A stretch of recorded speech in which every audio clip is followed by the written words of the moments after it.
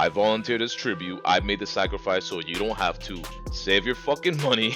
Do not go watch this movie. It is a snooze fest. I found myself falling asleep throughout the entire movie.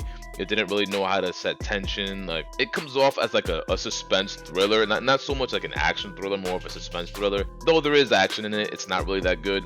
But it was predictable. It was 100% predictable. Every time something happened, like, this is gonna happen. Boom, exactly that happened. At the very beginning of the movie, there's like this politician or somebody, this like spokesperson talking, and there's this guy that pops up in the crowd, and I knew immediately he's dating her or he's in love with her. They didn't say who that guy was or anything. They didn't talk about it at all, and I already knew this guy's dating that girl. And then later in the movie, you find out that he's in love with her. They were a thing. It's like predictable. It didn't really add to the story at all. It didn't really make it better at all, but it was so predictable. And that's my main problem with this movie. Like, if you're gonna create a thriller, action, suspense, it doesn't matter. Like, it's a thriller. You have to keep me on the edge of my seat. You have to get me guessing what's gonna happen next, wanting to see what's gonna happen next. But if I can predict it that easily, then what's the purpose of this film? Now, I thought this was gonna be more like a Taken 4 kind of movie, because he's trying to be a better grandfather for his granddaughter, which is basically the same kind of story they told in Taken. He wants to be a better father. He wants to be a part of her life, so he quits his job to be closer to her. He didn't quit his job in this movie, but he wanted to. He wanted to retire, even though it's kind of like an under the table kind of job for the FBI. But he wants to do that so he can be closer to his granddaughter. However, the film was more about his job with the FBI and what the FBI is doing, and very little to do with him trying to be a grandfather. So it's almost as if like they couldn't decide what the premise was going to be, and they wanted to include everything, because they could have kept the whole granddaughter and everything part out, because the story had very little to do with that. And again, it was very predictable. I knew that the head for the FBI, or whatever his name was, I knew he was the bad guy.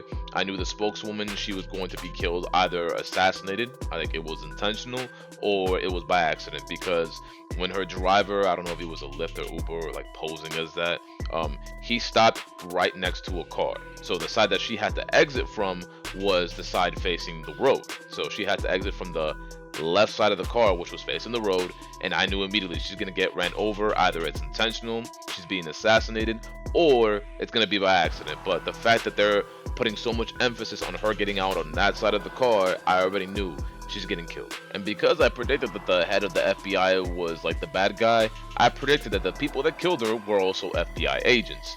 And what do you know? I was right. But yeah, the story was very cliche, like the government is in on some corrupt shit, and then one of the agents finds that out and then tries to fix everything. Like, it's been done before, and there's nothing wrong with like doing something that's been done before, because basically every story that you write in any film has been done before.